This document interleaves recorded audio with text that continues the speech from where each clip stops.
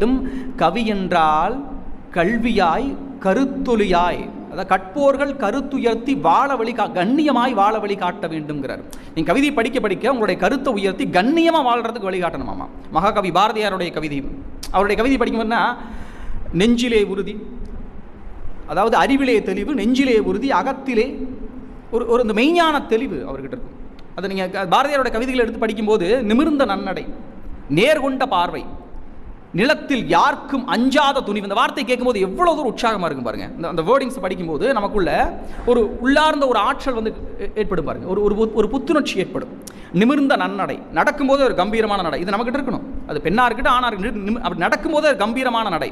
நிமிர்ந்த நன்னடை, நேர்கொண்ட பார்வை, உண்மையாக இருக்கிறவங்களுடைய கண்ணில் வந்து அப்படியே வந்து ஒரு நேர்கொண்ட பார்வை இருக்குது. கண் அப்படியே பயம் இருக்காது, ஒரு விதமான சலனமோ சஞ்சலமோ இருக்காது. நேர்கொண்ட பார்வை, நிமிர்ந்த நன்னடை, நிலத்தில் யாருக்கும் அஞ்சாத துணிவு, அறிவிலே